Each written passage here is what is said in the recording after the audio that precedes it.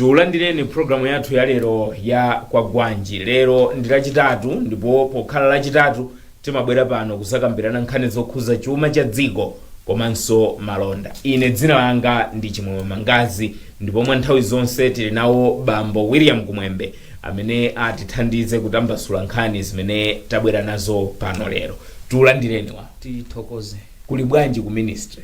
Ku Ministry of osamajijilika kuyankha kodi munaipasa dzina? osamajijilika pali ma ministry osiyana pali ma ministry aboma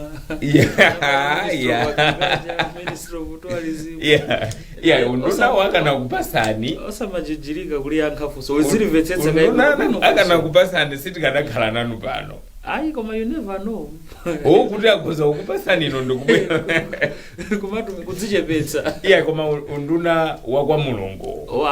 Utumiki. You meant to utumiki. Utumiki uli bwino kwambiri. Nanga sipa chizungu chake mmati ndi ku ministry kumene kuti. Sinanga maina akufanana kufanana. Utumiki ukenda bwino kwambiri. Chabwino. Chisomo chikukwanira. Kunyumbanso kwa bwino. Kunyumbanso kuli bwino kumene konso chisomo asichidambe chaperewerapo.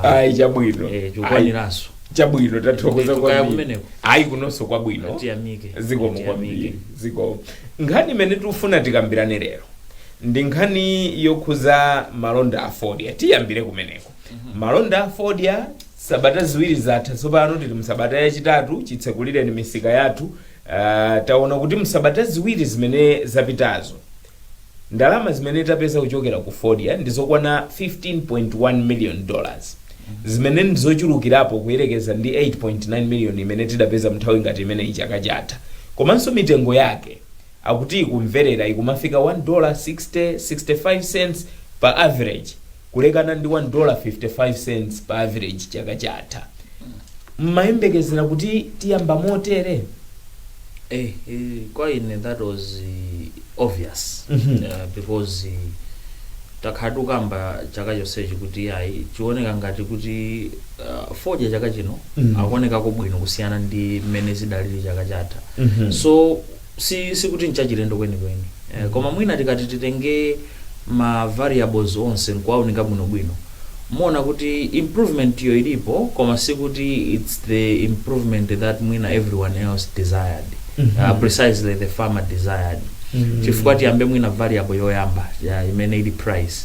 Tikasiyanitsa mitengo imene mwaperekayo muona kuti difference yake ndi 13 cents average price. Last year same time this year the difference is 13 cents. So muona kuti 13 cents ndikanusu ndikagawo chabe kamene tinganene kuti chabwino pali kusintha koma kusinthako sikuti is that substantial that would completely change the fortune of the farmer. That's the first variable. Second variable mwina tiyangane revenue. Ndalama zimene zabwera. Chifukwa cha 13 cents imeneyi muonabe kuti ngakhale revenue yatani yakulirapo pang'ono kusiyanitsa ndi chaka chatha. Mafigures amene mmatipatsa manena kuti 69% ngati sakulakwitsa 69% growth kusiyanitsa ndi chaka chatha revenue. It's a substantial amount. Koma mwina sitingapange omiti comparison ya fodya amene tidagulitsa chaka chatha ndi fodya amene tidagulitsa chaka chino within the first 2 weeks. Muona kuti first 2 weeks ya chaka chino fodya wake ngochulukirapo kusiyanitsa ndi first 2 weeks ya chaka chatha. Zimene zikuperekaso chithunzithunzi kuti that's what has influenced the rise in overall earnings. So tikangana ma variable ose atatu awawa there is what I would call a marginal improvement. There is an improvement, koma sukuti it's a substantial improvement. It's just marginal. Chifukwa tikayanganaso mbali ina there is another negative side that we can't omit. Rejection rate. Fodya amene akumakanidwa pamsika kusiyanitsa nthawi ngati yomwe ndi chaka chino ndi nthawi ngati yomwe chaka chatha ngochulukirapo. Chifukwa wiki yoyamba anafika mpaka na 90%. So muona kuti out of tingopereka chitsanzo every 100 bells 90 anena kuti were rejected. So ndi number yayikulu kwambiri. So when we are looking at the trends pansika wa fodya mwina tisango iyangana from a scratch or from a surface, but we should take a broader perspective. Tiyangane mbali zonse ma variables onse amene zinthu zikuyendera kapena zaendera pansika. So muona kuti there is an improvement, yes, but it's to me marginal. Kumbali ya mitengoyi tiyembekezere kuti ikwera chifukwa amanena kuti fodya amene amapita kumsika koyambirira suti amakhala wabwino kwenikweni koma popita nthawi pakamapita masiku masabata ndiye kumabwera no fodya wabwinoyi. Tiyembekezere kuti akamabwera fodya wabwinoyi mitengo ikhale ikukwera kwinako. If history is anything to go by, nditonena kuti titoyembekezera kuti fodya mtengo wake uthoyamba kuvererapo popita chitsogolo ngati ndisakulakwa kumayambiriro amapititsa fodya wa mmusi and kawiri fodya wa mmusi amakhala masamba ake ang'onoang'ono kulekana ndi fodya wa mumtunda. So masamba ake ang'onoang'ono ndi amene samachititsa kuti mtengo wake ukhale utani otsikirapo. Chachiwiri kawiri fodya akamapita kumsika koyambirirako amakhala kuti mwina wina sanaumitsitse chifukwa muvomezana nane kuti chaka chino mvula nayo inakhala ngati it was elongated nyengo ya mvula inatalikirapo, so kuumitsa kwa fodya kunadzavutirako so pang'ono. So fodya wake mwina pena amakhala kuti sanaumitsitse mwina so zimene zimachititsa kuti chiwerengero cha fodya okanidwa pa msika chikhale ngati chikuchulukirapo chifukwa chonena kuti moisture content imakhala idakali yochulukirapo. So as we go chifake mpaka pano kumzuzu sadatsekulire chifukwa chonena kuti nyengo kumeneko sidavomere kuti titonena kuti fodya ali pabwino poti athu akatsegulira. So chifukwa cha chimenechi koyambirira kwa msika wa fodya zimachitika kunena kuti mitengo yake ikhale yotsikirapo. So along the season mona kuti alimi amamba kubweretsa fodya wamwamba amene tsamba lake mmati ukaliona utofunda tu utofunda limakhala tsamba lalikulu kwambiri tsamba lalikulu lolakalakika ichi chawa chakamatero lolakalakika maso kuti ndilabwino kwambiri umaona ngati ndi mpiru kuti utothirako kasinjiro pang'ono. So mona kuti as time goes fodya wa tsamba lalikulu amakhala kubwera kumsika komanso chachiwiri imakhala kuti fodya wake kawiri amakhala kuti waumano bwinobwino. So zimene zimachititsa kunena kuti ngakhale mtengo pa msika uzikhala kuchita improve pamene msika ukupitirira. So kwa ineyo ndikuona ngati mwina in the next 2-3 weeks we should expect kuti mtengo utha kukwera kuposa pamene uli pakali pano. Mwakambapo unena kuti msika wa kumzuzu sudatsekulidwe chifukwa cha nyengo kumeneko ndetu kuona pa mafiga ndokwera chomwechi ndekuti akatsegula kumeneko mwina zithamangaso kwambiri. Ndimafuna tiyang'ane mbali ya kutalika kwa msika chifukwa mbuyomu timatha kutenga miyezi 3 tikugulisa fodya pena zidativuta kaya 2017 kaya 2018 tidafika December tukugulisa fodya koma mmene tikuchitira tunena kuti talima fodya ongopyola pang'ono 120 million kilograms apa tagulisa kale mwina tuthamangira 10 million kilograms kapena tangopyola pang'ono zikutanthauza kuti msika ukhonza kufupikanso.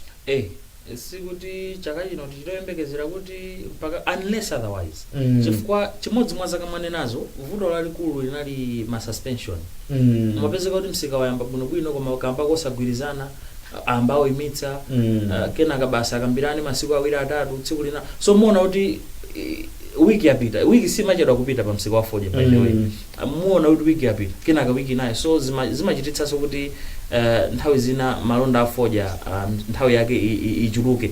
Komano mukuona kwanga ndikuona ngati kuti chaka chino ndi mlingo umene mwanenawo kuti chaka chino talima fodya osabzola kwambiri 120 million kilograms. Tikamuona bwinobwino ndikutenga pesi imene tatenga kuti mawiki awiri oyambirira tagulitsaka you said 90 how many kilograms munanena tuthamangira chammateno 10 kilograms 10 million kilograms. So mukaona kuti ngati tikugulitsa 10 million kilograms within 2 weeks tingochita time divide by 220 million muona kuti ayi suti tichitofika na mpaka na miyezi 4 or 5 ndi miyezi 2-3 tamaliza kugulitsa fodya. So if pesi yake itaenda bwinobwino choncho ndikuona ngati kuti series ngatitengere nthawi yayitali kuti itizikhalabe tikuchita sitenga nthawi yayitali kwambiri kodi ndikugulisa fodya tongagulitsa choncho zinathandwa pano kusinanga amavala mamaski nkovuta secret bidding nkovuta kuchita lelelele kodi munayika signature yakamene ngacho kuti msika wa fodya umaenda choncho. So muona kuti ndi mmene zinthu zikuonekeramu zikhala zovutirapo kuti mwina msika wake ukhale wautali kusiyanitsa mwina ndi chaka chatha.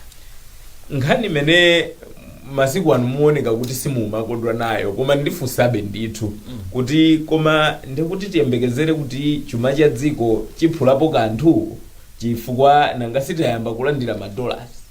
Chingereza amati every penny counts. Kanga chepe nkako. Chichewa chake cha every penny counts. Ndi kanga chepe nkako. Tipezapo ndipo koma sikuti ndi ndalama zoti tingamachionena kuti tima pachulu nkumana kuti hey chifukwa pano tukamba pano tikatione bwinobwino pamsika wa ndalama zakunja pagwedezeka.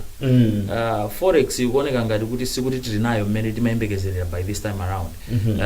So sikuti kubwera kwa ndalama za fodya kunga chitonena kuti tidalire mpaka na miezi 5 tigwiritsa ntchito ndalama zimenezo ayi chifukwa ngati za chaka chatha zija sizidatitengere mpaka na miezi 2-3 umodzi suma kwana kuti tigwiritse ntchito.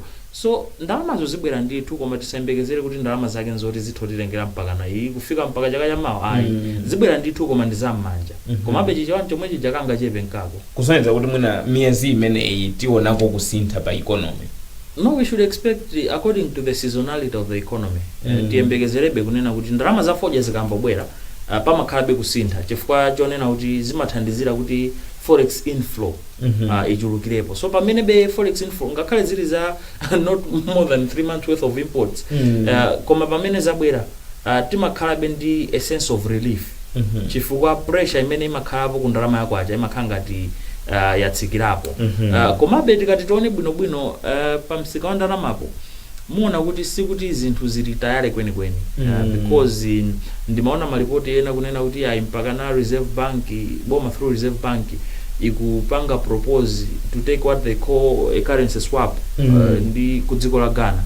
So muona kuti zikungosonyeza kunena kuti ndalama zakunjazo sikuti tili nazo zokwanira tikuzifuna sikuti tili nazo zokwanira koma the advantage that we normally have nthawi ngati ino ndizonena kuti we don't spend more forex nthawi ngati ino chifukwa chonena kuti makhala kuti sitikuyitanitsa zinthu zambiri kunja chifukwa tikamayandikira nthawi ya zaulimi ndi imene timayitanitsa katundu wambiri kuchokera kunja chifukwa olo mutaona Reserve Bank report la first quarter amanena kuti ndalama zimene tidagwiritsa ntchito poyitanitsa katundu kuchokera kunja ndi zimene tidagwiritsa ntchito makamaka kupititsa katundu kunja zikukhala ngati pali kagabu kakang'ono usiyanitsa ndi mmene zidalili chaka chathachi komabe argument would be okay sitinayitanitse katundu wambiri because maiko ambiri they were closed so we were not into that much trade with our counterparts sitidayitanitse katundu wambiri not because ife tapanga katundu wambiri because ndikumva kuti zikupitirira ngakhale miyezi 3 yoyambirira ya chaka chino imene kuti ndalama zomwe tikugwiritsa ntchito poyitanitsa katundu zikunka zichepa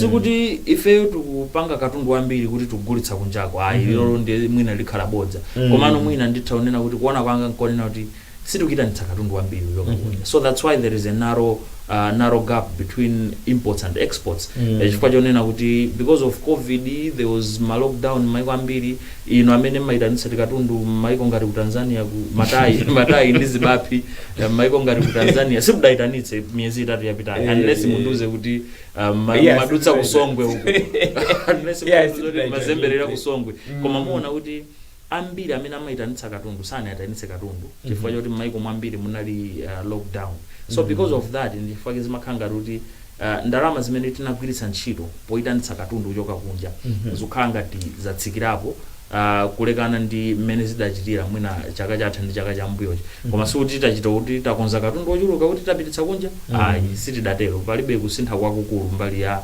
exports.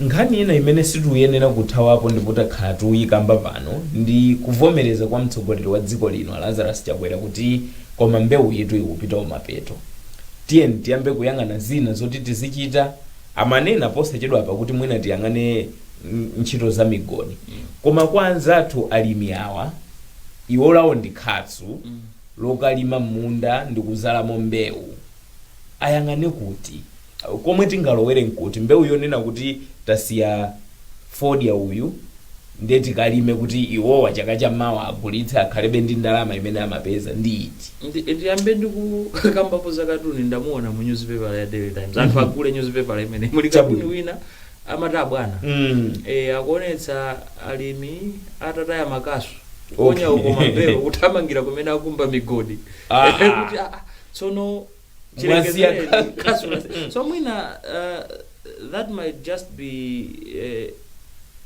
a sense of humor koma muona kuti gradually that's the direction that the country would take by all means necessary because there is a political tone if there is a political tone and if that tone is converted into action because that's another important thing that we have to consider as a country kuno Malawi we are good at speaking not acting but only if that political tone is converted into action on the ground muona kuti stakeholders would tilt towards other sectors of the economy only if we start acting so eventually muona kuti ngakhale mulimi amba kuona kuti okay I think mmene zikuyenderamo ndikuyenera kupenda makuyang'ana mbali nayi chifukwa kwina kusukuti nkochita usiririka mpaka zaka 50 zobwerazi ndibwereze pano it's not that tobacco has died by the way but tobacco is dying that's the view that I always have sikuti mbewu ya Ford yaferatu ayi chifukwa ngati tukamba pano takhala pano kumakambirana kuti ayi kunsika apezako ndalama zoposera chaka chathu ndikuti mbewu ilipo komano sikuti mbewu yotikhala nayo mpaka zaka 20 plus zobwerazi mmene zikuonekera it's shaken the green gold is withering so the political tone that was said by President's speech last Sunday should be pushed to every other stakeholder including mulimi mulimi yonse akhala kudziwa kunena kuti mmene zinthu zoyenderamo now there is need for awareness chifukwa pena muona kuti mulimi atha kungosiya ulima foja alibe alternative komanso si mulimi aliyese au afoja amene would be involved in mining that's the fact chifukwa pali madera ena kulibe olo mmodzi mkodi yes kumene amalima foja so muona kuti there has to be creation of awareness kwadziwitsa alimiwo kuti kodi what is the next step because if the presidency or president set a tone that means there is a policy shift yes so now if there is a policy shift that means it affects each and every stakeholder that means each and every stakeholder would have to be involved and then how would we involve each and every stakeholder by pushing information because without information without knowledge it's difficult kwambiri aondendi mawamo ine chimene mmandikondweretsera ndichoti tikabwera pano simulephera kutilowesa mmawamulo amene amatitsogolera tsiku ndi tsiku popanda chidziwiso tionongeka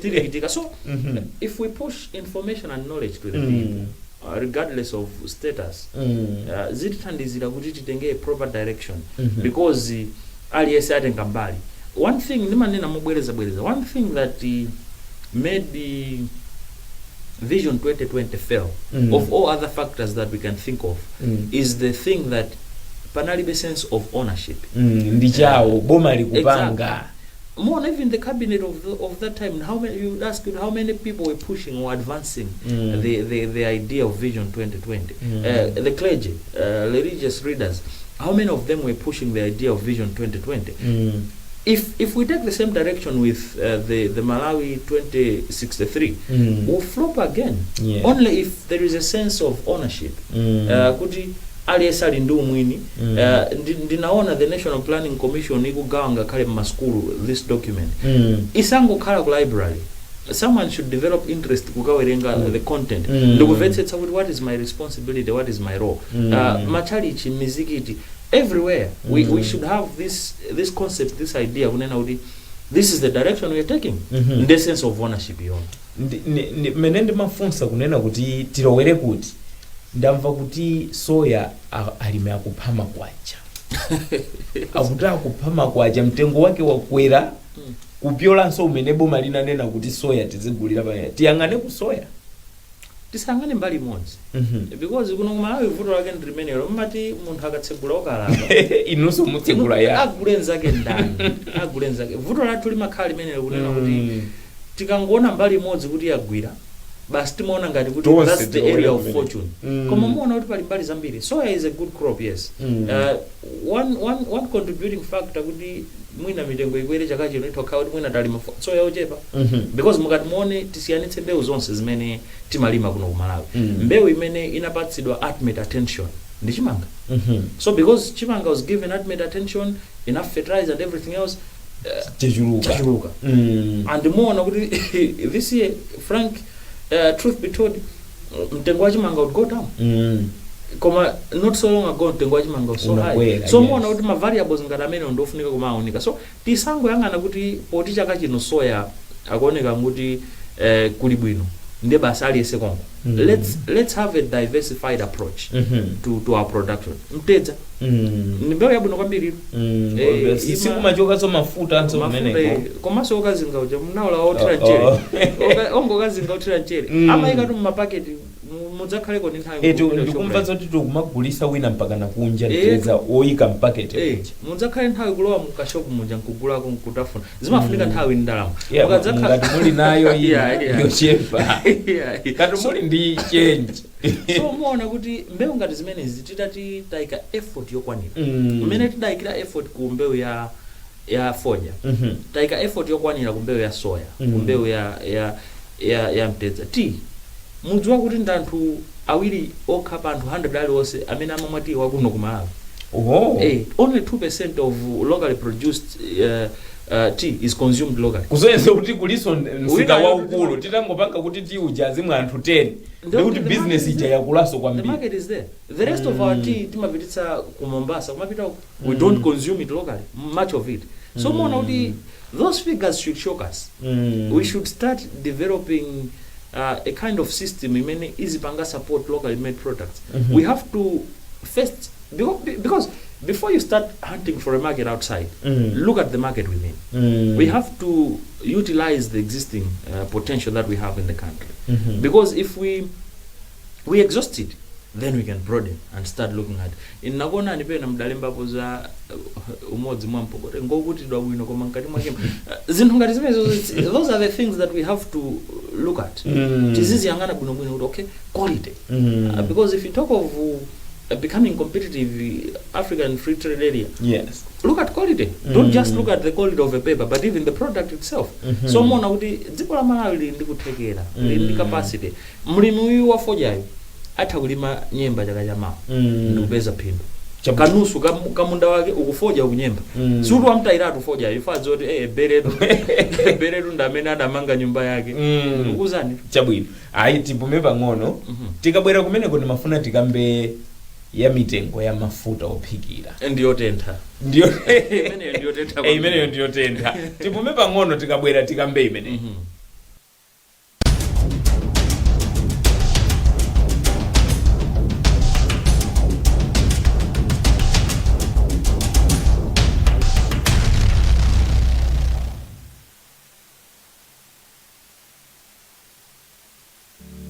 Sometimes you just have to die a little inside in order to be reborn and rise again as a stronger and wiser version of you. We care about our image, but we care about yours more. The Eagle has landed. We have invested into the largest and modern Goss news web for newspaper publishing. Welcome to the quality that you have always known us for. Advertise with the best. 0888 118 133 0887 055 793. Leading is our way of life. It's about time. Participate in any of our programs. Send your opinions anytime on Times TV and Times Radio via SMS to 1895. Terms and conditions apply. It's about time. It's about time.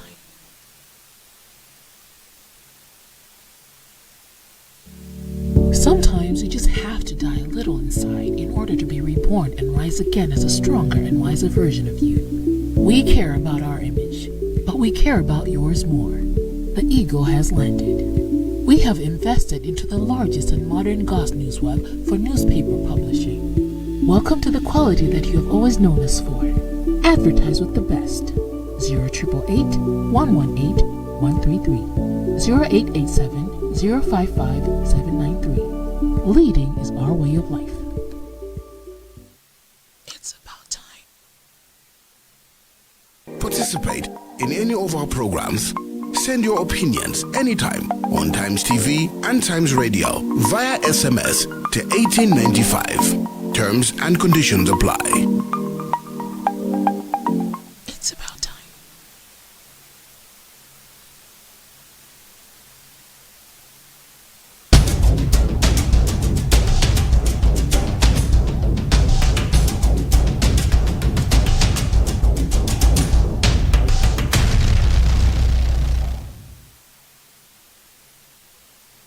tulandireni chigawo chotsiriza cha programu yathu ya lero ya kwagwanji. Lero ndi lachitatu ndiye timabwera pano nkumakambirana nkhani zokhuza chuma cha dziko komanso malonda. Tili nawo bambo William Kumwembe amene akutithandiza kuyang'ana nkhani zimene tabwera nazo pano. Ndimanena tisadapume kunena kuti tikambe ya mafuta, kukwera mtengo kwa mafuta ophikira. Akukwera mtengo mafuta ophikira chifukwa chani? Chifukwa aliyense akukokera kwake. Ine koma mwandipasa msonkho ochuluka, ine koma iyayi pa msika wakunja zolowa zikuchuluka kwina kwakuti iyayi nkhaniso si msonkho. Mafuta wakukwera mtengo chifukwa chani? tingoyamba kuti akutisokoneza anthu. Akutisokoneza sitikumvetsetsa. Tinene chilungamo tsopano apapo za chifukwa zina umangonena kuti nanga ife foja sitilima ndi umanena chifukwa choti uzi koma zina zimakukhudza. Nanga zitanonso tikamachoka pano mufunika mukagulika botolo muzipitana ku. Ife maka kunyumbako timapita limodzi. Ndose limodzi atiyeni ndi umaona mtima umazuka muzu. Sisabatata izi tinazipeza pa mtengo wakuti. Deile ukamalowa mu shop umaona mtengo wa mafuta ophikira kukwera. Ndio madabo bwanji ndiye kinaka ukabwera no kuntchito uyambe kufunsana tsopano. Okonzawo wafuse kumafuso. Mbali naye okonzawo ndi amanena kuti ayi anayika msonkho 16.5%. Ndiye zimene izi zitipangitsa kuti ife tikanike ku chichewa chake chingerezi chake we are choked. Tikanike ndi 16.5%. Ndiye zutichititsa ife kuti titani tikanike kukonza bwinobwino ndi malo mwake tingopanga push burden kwa ndani kwa ogula. Ukapita mbali nayi MRA kunena izo nzabodza. 16.5% msonkho has nothing to do with prices of mafuta. Ndipo abwera azatenge adzaitengaso ndalama yawo. So umadzafika pena ndiye ndivere ndani. Posingwana kuti awa unena izi awa unena izi ndivere ndani. Koma pa conversation yoseyo munthu amene akufinyika ndi ogula. The consumer. The consumer has been put at an awkward position. Whatever the reason is, chimene chuchititsa kuti mtengo wa mafuta ukwere pa msika. But the consumer is at an awkward position. And we have to be honest with each other. Mona kuti since January if not December kufika pano, prices have more than doubled. Kudusa 16.5% wayambisa zonsezi. Exactly. That's now another strange thing kuti if now ndi mapanga argue nda azanga ena kuti now let's push the burden of proof. We push the burden of proof to them. Tell us, give us the validity of this rise in fuel prices. I mean cooking oil prices. Kuzoro iradu inde ndizambiri. Kuzambiri zimakwera kwera. Kuno kumalawi zambiri zimakwera kwera. So mona kuti it's high time they sat on a round table. It's high time they discussed. And they come to us as consumers and be honest and open with us. Both the manufacturers and the government entity. Kodi ife ndi anthu amene tuvutikawo amalawi. Boma lija ndi amalawi ndi anthu. Sitingaliuze bomali kuti koma ifeyo tikufuna kuti muchitepo kanthu ndipo izi mitengo izithera apa. Akukweza inde akupanga phindu chifukwa ali nkuthekera kuti akhoza kuwerengera kuti uyo akamapanga mafutawa akulowesamo magetsi hotere, akulowesamo madzi hotere, akulowesamo soya hotere, kotero mtengo wake wopangira 2 liters ndi 1000 kwacha. Iyeyo azipanga phindu 1000 ina, mtengo wa mafuta ndi 2000 musaduseso apo. It would be an exciting thing if we had taken that route honestly. Because you and me would be comfortable. Unfortunately, we are operating in a liberal market where prices of commodities sikuti pamakhala phazi lochingira akhoza kukweza menanga kweze. Exactly. That's the unfortunate part. Koma nanga sisi maoneka ngati anthu akumvana kuti ndikakweza uku iweso uchita choncho kuti azikhala ngati akuchitira limodzi. Chichewa chaka matapawo ndi mizu yapa imakumana pansi. We have to be a little radical in all this conversation because it's unhealthy. the situation is unhealthy because muona kuti chilungamo chake tikati tione bwinobwino it's almost impossible to buy mafuta ophikira today. Whatever reason that, because my only challenge is every side is giving its own reasons. The manufacturer says no, it's 16.5 VAT. The revenue collection board and others say no, it has nothing to do with 16.5. Now we need to come to a round table. That's my view. To a round table, let's bring figures. Let's be realistic and bring authentic figures. Mukunena kuti mwakweza mafuta chifukwa cha 16.5, let's do calculation. If we are to bring in 16.5% in the equation, what impact would it have on the fuel on a bottle ya fuel iwakusoma tingozipititsa kuchichewa tikati tibweretse 16.5% VAT mutachita masamu kunena kuti kodi 16.5 idakakhudza bwanji bottle limodzi la mafuta ophikira. Ngati mtengo wake wakwera beyond that, then I think the burden of proof rests in the manufacturer. Ngati mtengo wake is within that band, then the burden of proof rests in the hands of the revenue collection board. Koma tikati tionetsetse chilungamo chake tionena kuti ogula ndi wakhudzidwa. Amene ndiye tisanami wafinyika. We need a solution to this problem. Koma ndiye tingatani nanga sitikufuna chifukwa awo aboma afuna atolere ndalama apeza yankho lawo kunena kuti tiyikapo msonkhowo. Konza mafuta awo afuna apeze ndalama ali mbusiness apeza kuti ife yankho lathu tikweza mitengo. Ife ogulafe yankho lathu lili pati. Ife tili ndi bungwe limene mmadzoti ife ogulafe tili ndi bungwe limatimirira. Bungwe limene should necessitate the conversation. That's my view. That bungwe should start the discussion to say no, enough is enough. This is unbearable. Whatever the reason might be, let's work towards fixing the problem. Because if it is a problem, we have to consider there is a problem. And then we should work towards fixing the problem. Chifukwa pali mafactors ena amene amakambidwa ayi katundu opangira mafuta ayo kuti timgule kuchokera kunja akudula. Ndi amatipangisa. So muona kuti zinthu ngati zimene zozo, we have to get back to the drawing table and say what can we do to address this problem. If we consider kuti there is a problem, because pena timakhala kuti sitikudziwa kuti pali vuto. Koma vuto likakukhudza umalidziwa no matter what.